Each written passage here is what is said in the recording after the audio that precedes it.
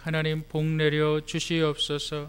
하나님 예물을 드린 자와 드리지 못한 자들을 구별하여 주시고 하나님 나라를 유업으로 얻는 자들이 되게 하여 주시옵소서.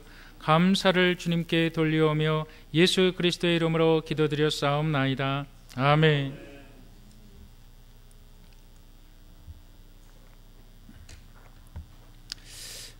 요즘 대한민국을 보면 참 뉴스거리가 넘치는 사회다, 그렇게 생각을 합니다.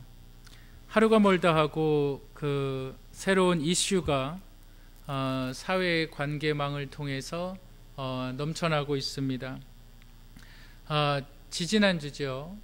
지지난주만 해도 공고를 졸업한 그 학생이 이제 그 19살 청년이 그 스크린도어, 지하철 그 스크린도어 안전문이 오작동이 나가지고 그거를 고치다가 좀 처참하게 목숨을 잃은 그 사고가 일어났습니다. 사회 여론이 막 들끓어요.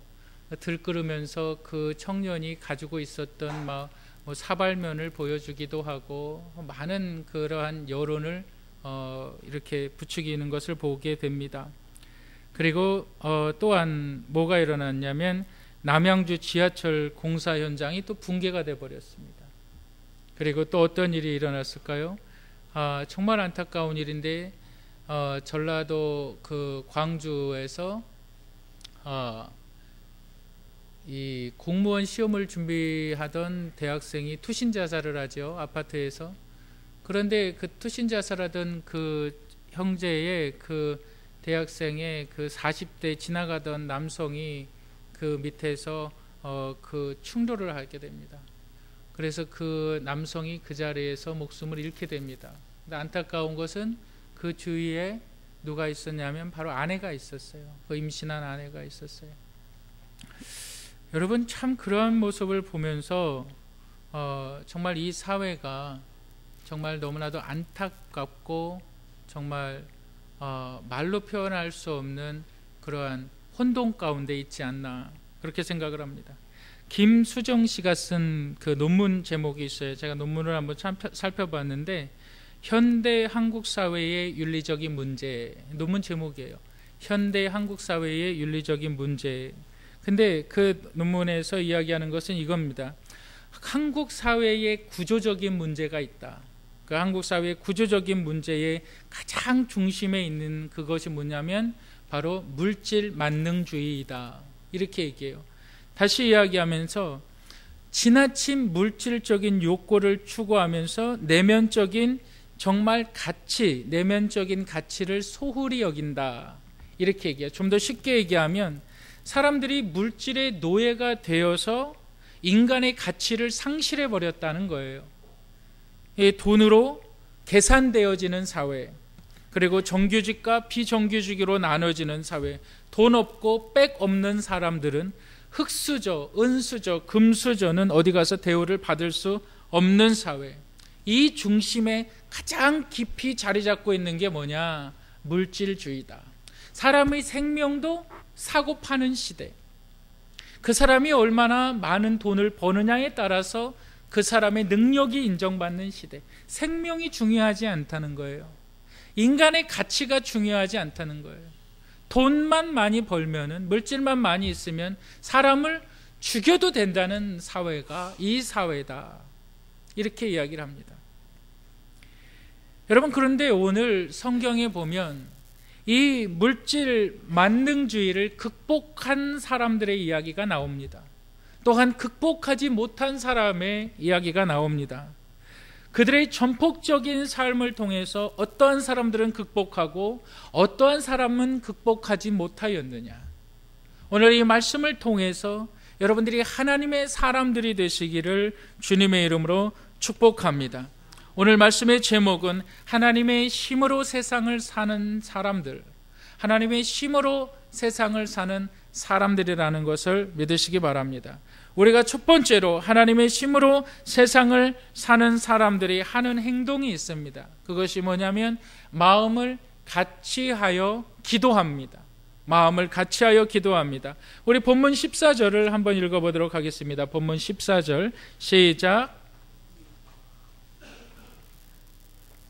사도행전 1장 14절 읽어보시겠습니다. 시작. 마리아와 예수의 아우들과 더불어 마음을 같이하여 오로지 기도에 힘쓰더라. 예수 그리스도의 부활과 예수 그리스도의 승천을 직접 목격한 제자들과 여자들, 그리고 이 사람들이 함께 모였습니다. 이 사람들이 얼마나 많이 모였냐면 이 사람들이 15절에 보니까 몇 명이 되더라? 약 120명이 되더라. 이 120명의 사람들이 모였습니다. 그리고 이 사람들이 모여서 뭘 했습니까? 우리가 읽은 14절에 보니까 예수의 아우들과 더불어 마음을 같이하여 오로지 기도에 힘쓰더라. 여러분 뭐라 그래요? 마음을 같이 했다. 여러분 마음을 같이 하는 것이 쉬울까요? 여러분 마음을 합하는 것이 여러분 쉬운 일입니까? 결코 쉽지 않습니다. 120명이나 되는 사람들이 마음을 같이 하는 건 정말 어려운 일입니다. 부부지간에도 부모와 자녀 간에도 마음을 같이 하는 것이 정말 힘이 듭니다. 정말 어렵습니다. 근데 120명이나 되는 사람들이 마음을 같이 했어요. 그리고 마음을 같이 해서 기도했어요. 무엇을 놓고 기도했을까요? 어떠한 기도의 제목을 놓고 기도했을까요? 여러분 보세요. 120명이나 되는 사람들은 예수의 죽으심과 예수의 부활과 예수의 승천을 경험한 사람들이라는 거죠. 그리고 그들이 기도했습니다. 뭘 기도했을까요? 예수님께서 하늘로 올라가실 때에 주의 천사가 이렇게 얘기합니다. 너희는 어찌하여서 하늘을 쳐다보느냐? 너희 가운데 올리우신 예수는 다시 오시리라. 그들의 기도 제목은 뭐였을까요? 주님 빨리 오시옵소서. 주님 다시 오시옵소서. 그것이 그들의 기도 제목이었습니다. 이것이 기독교 초대교회의 성도들의 신앙이었습니다. 다시 오실 주님을 기다리는 그 신앙. 여러분 다시 오실 주님을 믿으십니까? 다시 오실 주님을 기다리십니까? 여러분 진심으로 여러분들 다시 오실 주님을 기다리시는 분은 아멘 하시기를 바랍니다. 다시 오실 주님을 기다리십니까? 그것이 초대교회 성도들의 신앙이었고 그것이 마라나타 신앙이었습니다. 마라나타 신앙. 우리 한번 고린도전서 16장 12절 우리 여기 앞을 좀 보시기 바랍니다. 고린도전서 16장 22절 한번 다 같이 읽어보겠습니다. 시작. 만일 누구든지 주를 사랑하지 아니하면 저주를 받을지어다. 우리 주여 오시옵소서. 또는 우리 주께서 임하셨도다. 이렇게 얘기합니다. 우리 주여 오시옵소서. 우리 주여 오시옵소서. 이게 초대교회 성도들의 신앙이었습니다. 우리 요한계시록 22장 12절 13절 한번 보겠습니다. 시작. 보라 내가 속히 오리니 내가 줄 상이 내게 있어 각 사람에게 그가 행한 대로 갚아 주리라. 나는 알파와 오메가요 처음과 마지막이요 시작과 마침이라. 요한계시록 20장 21절 한번 보시겠습니다. 시작. 이것들을 증언하시는 이가 이르시되 내가 진실로 속히 오리라 하시거늘 아멘. 주 예수여 오시옵소서. 주 예수의 은혜가 모든 자들에게 있을지어다. 아멘. 여러분 초대교회 성경의 모든 마태복음과 요한계시록을 한마디로 이야기하면 아멘 주여 속히 오시옵소서. 마라나타의 신앙입니다. 하나님의 힘으로 세상을 사는 사람들 재림신앙을 가지고 있었습니다. 여러분 이 재림신앙이 성도들의 마음을 하나로 묶어서 기도하게 했습니다. 여러분 세상을 이기는 힘은 이 주님을 고대하는 재림신앙에서 나옵니다. 내가 기도해요. 하나님 언제 오십니까? 내가 기도해요. 하나님 언제 오십니까? 주님 오시는 것이 나에게 기쁨이 됩니까? 주님 오시는 것이 나에게 두려움이 됩니까? 진실되게 여러분들 스스로 물으시길 바랍니다. 예수님께서 오시는 것이 나에게 기쁨이 되는가? 예수님께서 오시는 것이 나에게 두려움이 되는가? 여러분, 초대교회의 신앙, 하나님을 믿는 사람들의 심은 주님이 오시는 것을 성경에서 수없이 약속한, 수없이 반복해서 기록한 주님 오시는 것이 두려움이 된다면 여러분들의 신앙은 크게 잘못되어 있는 것이고, 여러분들은 버리운 자가 될 가능성이 매우 높습니다. 주님 오시는 것이 기쁨이 되시기를 주님의 이름으로 축복합니다. 이것이 하나님의 심으로 사는 자들의 방법이었어요. 두 번째로 하나님의 심으로 세상을 사는 자들의 방법이 있었습니다. 그것이 무엇입니까? 자신에게 맡겨진 일을 담당하던 자들이었어요. 제가 17절부터 19절 한번 읽어보겠습니다. 이 사람은 본래 우리 수 가운데 참여하여 이 직무의 한 부분을 맡았던 자라. 이 자가 누구예요? 18절, 이 사람이 불의의 삭스로 밭을 사고 후에 몸이 곤두박질하여 배가 터져 창자가 다 흘러나온지라. 이 일이 예루살렘에 사는 모든 사람에게 알리어져 그들의 말로 그 밭이 아겔데마라 하니 이는 피밭이라는 뜻이라. 여러분, 본문을 좀 더 쉽게 이해하기 위해서는 우리가 시편을 이해해야만 합니다. 시편 109편 8절 10절에서 보면 다윗이 한 사람을 저주합니다. 그런데 그 한 사람을 저주하는데 이렇게 저주합니다. 여호와여, 하나님이여, 저 사람의 생애가 짧게 해주시옵소서.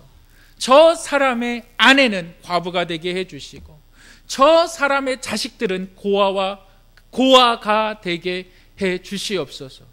저 사람은 원수를 통해서 항상 고난당하게 해주시고, 저 사람은 항상 악한 일들이 넘쳐나게 하여 주시옵소서. 다윗의 저주가 들어가 있는 시가 바로 시편 109편입니다. 근데 이 저주가 얼마나 심하냐면, 이 저주가 마치 그물망, 촘촘한 그물망과 같이 송사리 하나도 빠져나갈 수 없는 그 그물망과 같이 그 완벽한 저주가 이루어져 있습니다. 완전한 저주가 한 사람을 향해서 이루어지고 있습니다. 그 사람이 누군지는 여러 사람들의 신학자들의 의견이 있습니다. 그런데 신약에서 사도 베드로가 그 다윗의 말을 인용하면서 그 저주받은 자를 가리키는 한 사람이 있습니다. 여러분, 한 장 앞으로 보시겠습니다. 16절을 보세요. 16절 제가 읽겠습니다. 형제들아, 성령이 다윗의 입을 통하여 예수 잡는 자들의 길잡이가 된 유다를 가리켜 미리 말씀하신 성경이 응하였으니 마땅하다. 누구라는 거예요? 그 저주받은 사람이 누구라는 거예요? 바로 유다라는 거예요. 유다가 하나님의 완전한 저주 가운데 있었다. 그런데 그 사람이 누구냐? 본래 우리 가운데에서 하나님의 일의 한 부분을 맡았던 자다. 그런데 그가 불의의 삭스를 뭘 말합니까? 그가 예수를 팔아넘기잖아요. 대제사장들에게 얼마에 팔아넘깁니까? 바로 은 30세겔에 팔아넘깁니다. 여러분, 은 30세겔을 오늘날의 가치로 환산하면 얼마인지 아십니까? 35만 원 정도가 돼요. 35만 원 정도에 그가 대제사장에게 예수를 팔아넘깁니다. 그리고 나서 그가 밭을 사요. 근데 그 밭이 뭐예요? 피밭이 돼버린다는 거예요. 여러분, 이 가론 유다가 무엇과 무엇을 비교했습니까? 은 30세겔로 인하여서 예수 그리스도를 버렸다는 거예요. 돈으로 인하여서 예수 그리스도가 보이지 않았다는 거예요. 돈 때문에 예수 그리스도의 말이 들어오지 않았다는 거예요. 돈 때문에 예수 그리스도의 신앙이 들어오지 않았다는 거예요. 돈 때문에 자신에게 주어진 하나님의 직분과 하나님의 직무를 잃어버렸다는 거예요. 그리고 그 결말이 어떻게 되었습니까? 그는 완전한 저주를 받는 자가 되었다. 그리고 나서 그 직무가 다른 사람들에게 옮겨졌다는 거예요. 여러분, 이 저주입니다. 여러분, 그리스도인들에게 반드시 있어야 되는 것이 뭡니까? 일입니다. 직무입니다. 여러분, 고린도전서 3장 11절부터 15절에 보면 그리스도인들의 삶에 대해서 사도 바울이 이야기합니다. 우리가 구원은 은혜로 받죠. 구원은 은혜로 받지만 구원받은 이후 성도들의 삶이 예수 그리스도를 위한 헌신과 봉사의 일이 될 때 그의 일이 영원히 없어지지 아니하는 상급이 되어진다, 이렇게 얘기하고 있어요. 그래서 이렇게 얘기합니다. 너희 자신을 위하여 금이나 보석으로 위해서 일을 하지 말라. 너희들의 공적이 불타 없어진다. 여기 공적이란 말은 일입니다. 일. 사람들의 일입니다. 너희들의 공적이 금이나 은이나 풀이나 없어질 것으로 일하지 말라는 거예요. 너희들의 일이 오직 그리스도 위에서 감당되어지는 일이어야만 한다고 이렇게 얘기하고 있습니다.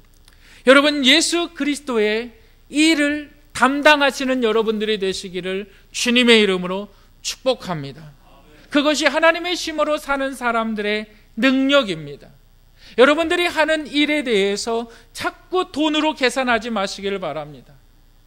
내 머리가, 내 생각이 돈과 연결되어서 하나님의 일들을 가늠하지 마시기를 주님의 이름으로 축복합니다.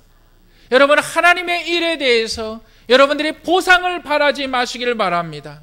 여러분, 보상은 친히 하나님께서 하신다는 사실을 믿으시기를 주님의 이름으로 축복합니다. 여러분, 교회의 일을 다른 사람들에게 빼앗기지 마시기를 바랍니다. 가룟 유다가 자신의 직무를 빼앗겼어요. 무엇에 눈이 어두워서? 돈에 눈이 어두워서. 근데 우리가 돈에만 눈이 어둘까요? 아니요. 우리가 원하는 것에 눈이 어두워질 때가 굉장히 많이 있습니다. 하나님의 교회에 거치는 자들이 되지 마시기를 바랍니다. 예수 그리스도께서 몸된 교회를 세우시고 이 교회를 통하여서 여러분들 봉사하는 자들이 되시기를, 헌신하는 자들이 되시기를 주님의 이름으로 축복합니다. 성가대로 헌신할 수가 있죠. 여러 가지 교회의 일들로 헌신할 수가 있습니다.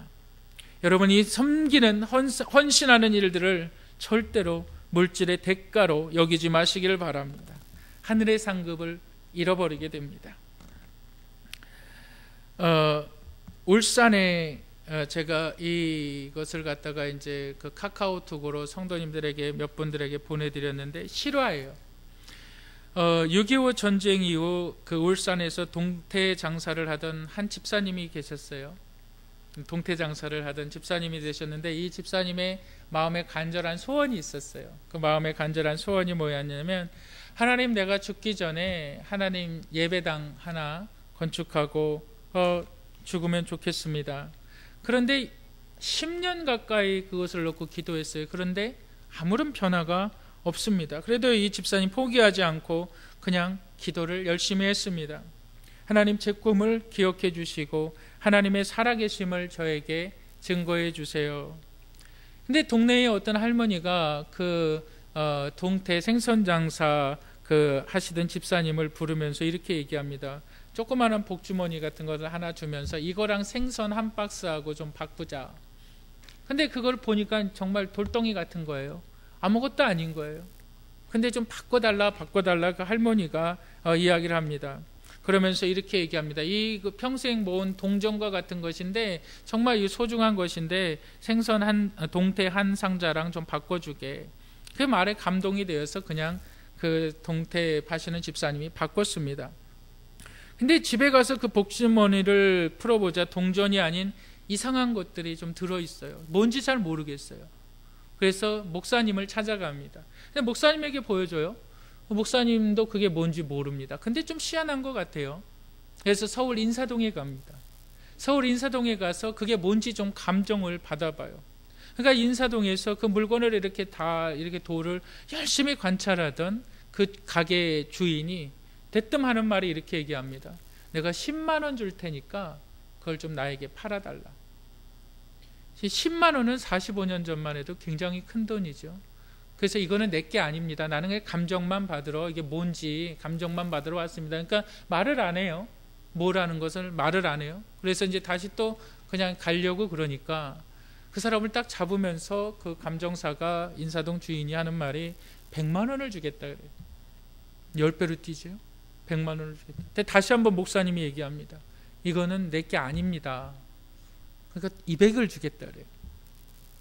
그래서 얼마까지 올라가냐? 500만 원까지 올라갔어요. 그래서 이 목사님이 눈치를 챈 거죠. 이게 예사 물건이 아니구나. 그래서 내가 이걸 다시 가지고 가야 되겠다. 근데 그 감정사가 하는 말이, 마지막으로 내가 제안을 하겠습니다. 600만 원 드릴 테니까 그걸 갖고 가려면 갖고 가시고 나한테 팔으려면 팔으십시오 그래요. 그래서 이 목사님이 600만 원이면 45년 전에 600만 원이면은 엄청난 돈이죠. 그래서 그 600만 원에 그것을 팔고서 집사님에게 600만 원을 갖다 줬어요. 그러니까는 그 집사님이 600만 원을 팔고서 이렇게 얘기합니다. 정말 하나님이 정말 살아계시는군요. 그래서 목사님에게 400만 원을 드려요. 400만 원 드리고 200만 원, 400만 원은 건축 헌금으로 드리고 200만 원이 남습니다. 집사님이 이렇게 기도해서, 하나님, 이 돈으로 무엇을 할까요? 근데 나중에 알고 보니까 그 할머니가 복주머니에 주셨던 것이 뭐냐면, 그 할머니가 6.25 당시에 미군 장교가 죽었어요. 근데 그 장교가 가지고 있었던 그 귀중품, 보석 같은 것이었어요. 돌 같은 것이었는데 그 장교의 뼈는 이미 다 사그라져 없어졌는데, 이 할머니가 그냥 나물이나 캐러, 뭐 산나물이나 캐러 돌아다니다가 그런 것들을 이렇게 주워 모은 거예요.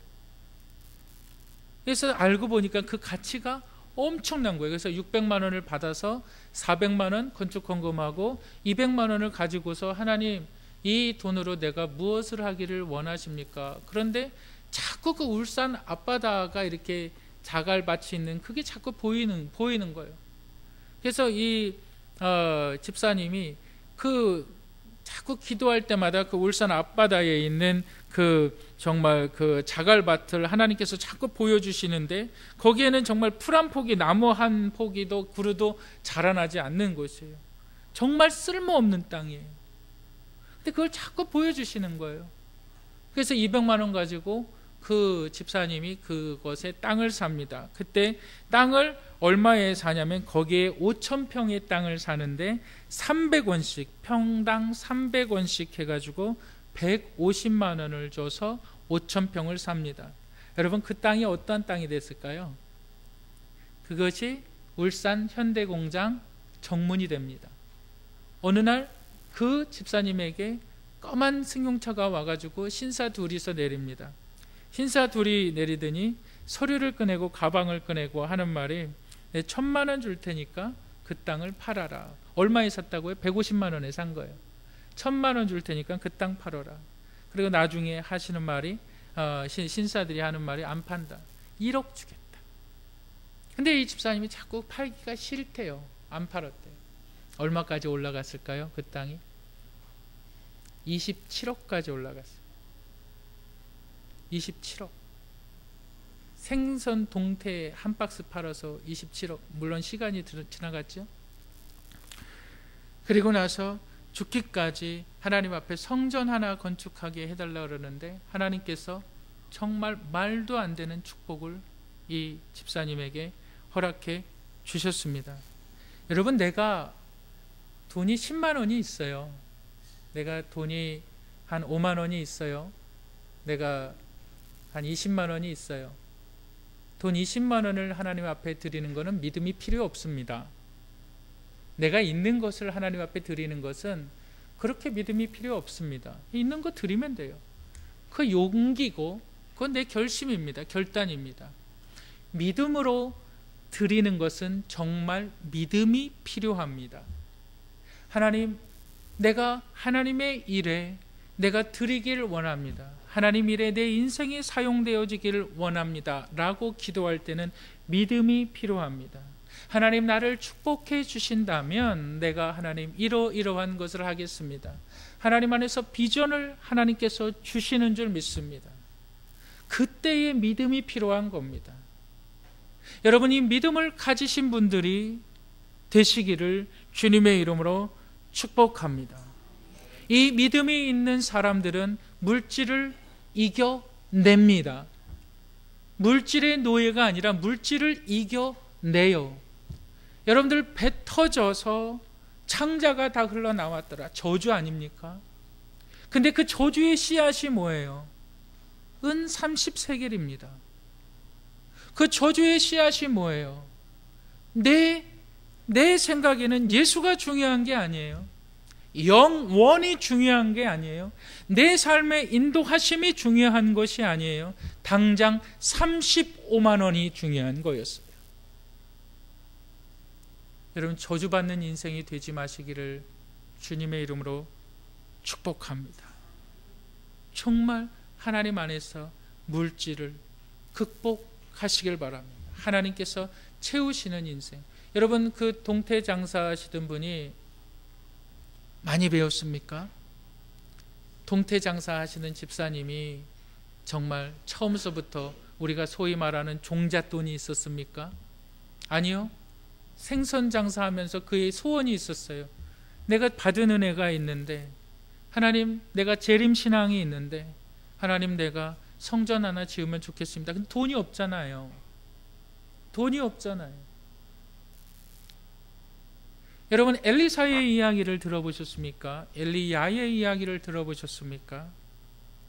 정말 여러분들과 저에게 있어서 우리의 심각한 문제는 믿음이 없는 겁니다.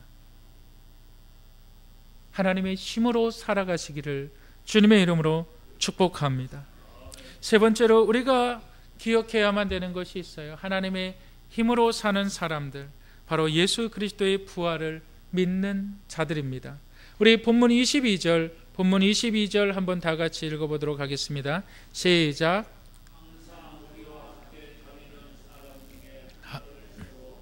우리와 더불어 예수께서 부활하심을 증언할 사람이 되게 하여야 하리라 하거늘. 유대인들에게 가장 완전한 숫자가 있어요.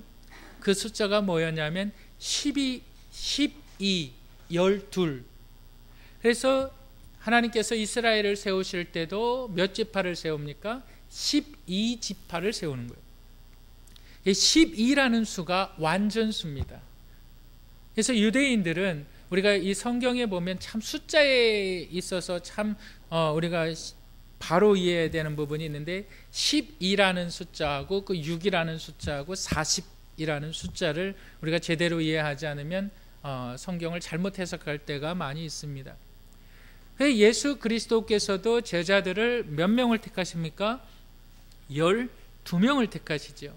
12명을 택하시는데 그 한 명이 지금 돈 때문에 자기의 직무를 잃어버린 거예요. 돈 때문에. 그러니까는 지금 제자들이 몇 명이 됩니까? 11명이 되는 거예요.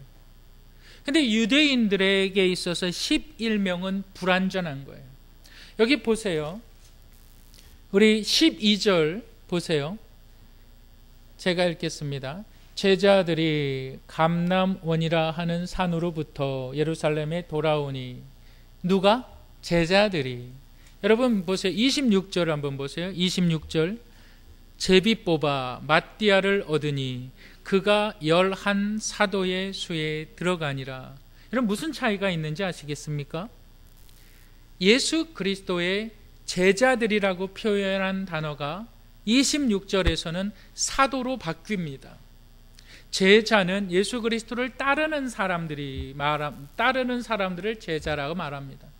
사도는 예수 그리스도를 증거하는 사람들을 사도라고 말을 합니다. 그런데 예수 그리스도를 증거해야 되는데 무엇을 가지고 증거할 수가 있느냐? 바로 예수 그리스도의 부활의 사건을 증거할 수가 있어야만 합니다. 증거하기 전에 반드시 있어야 되는 것이 뭐예요? 믿음이에요. 예수 그리스도의 죽으심과 예수 그리스도의 부활하심을 내가 믿어야만 해요. 여러분, 정말 여러분들이 죽음을 믿습니까? 여러분들 죽는다는 사실을 믿습니까? 아멘. 여러분들이 부활한다는 사실을 믿습니까? 죽음과 부활을 성경은 뭐라고 이야기할까요? 우리 고린도전서 15장 19절 20절 앞을 보시기 바랍니다. 우리 다 같이 한번 읽어보겠습니다. 시작. 만일 그리스도 안에서 우리가 바라는 것이 다만 이 세상뿐이면 모든 사람 가운데 우리가 더욱 불쌍한 자이니라. 그러나 이제 예수 그리스도께서 죽은 자 가운데서 다시 살아나사 잠자는 자들의 첫 열매가 되셨도다. 고린도전서 15장은 예수 그리스도의 부활에 대해서 이야기 말합니다. 여러분들이 부활하신다니까요. 성경이 그렇게 기록하고 있습니다. 여러분, 부활하신다니까요. 내가 부활한다는 것을 증거해야만 하기 때문에 사도들이 필요했던 거예요. 이 사도를 이해하지 않으면 사도행전이 이해가 되어지지 않는 거예요. 이제 제자들이 아니라 이제 사도로서의 능력이 나타나기 시작합니다. 여러분들, 이 사도들의 가장 핵심적인 하나님의 파워, 하나님의 가장 큰 힘이 무엇입니까? 부활을 믿었던 거예요. 이것이 세상을 살아가는 사도들의 힘이었다는 거예요. 이 부활의 힘이 있다는 거예요. 내가 몸이 아파도, 내가 어려운 형편 가운데 있어도, 내가 죽고 다시 부활한다는 그 부활신앙이 사도들에게 있었다는 겁니다. 여러분들에게 이 부활신앙이 있습니까? 여러분들에게 이 부활의 믿음이 있습니까? 여러분들의 이 부활의 신앙과 부활의 믿음이 있기를 주님의 이름으로 축복합니다. 여러분들, 정말 내가 부활의 신앙이 있는 분들은 아멘 하시기를 주님의 이름으로 축복합니다. 그러면 여러분들의 신앙을 믿음으로 보여주시기를 주님의 이름으로 축복합니다. 예배를 통해서 여러분들의 신앙을 보여주세요. 기도하는 모습을 통해서, 여러분들의 헌금 생활을 통해서, 여러분들의 삶을 통해서 여러분들의 믿음을 나타내시기를 바랍니다. 그게 힘이에요. 그게 능력이에요. 개나 돼지와 같이 목을 잡고 질질 끌려다니는 그러한 그리스도인이 아니란 말이지요. 무엇을 잃어버렸습니까? 여러분들의 믿음을 잃어버렸습니다. 믿음이 없습니다. 마치 가룟 유다와 같이 돈 35만 원에 여러분들의 신앙도 팔고 예수도 팔고 하나님도 팔고 부활도 없습니다. 무엇이 문제입니까? 믿음이 없습니다. 여러분이 성경을 믿으시기를 주님의 이름으로 축복합니다. 여러분들 정말 성경을 믿으십니까? 오늘 주님이 오셔도 아멘 주여 속히 오시옵소서, 마라나타 주님이시여 오시옵소서 말할 수 있는 믿음이십니까? 아니면 내가 아직 준비가 안 됐으니까 주님 조금만 더 기다려 주십시오. 언제까지요? 정직하게 자신의 믿음을 돌아보시기를 바랍니다. 하나님의 힘으로 세상을 사는 사람들, 재림의 주님을 기다렸습니다. 주님 어서 오시옵소서. 우리 한번 성경의 맨 마지막 요한계시록을 한번 찾아보겠습니다.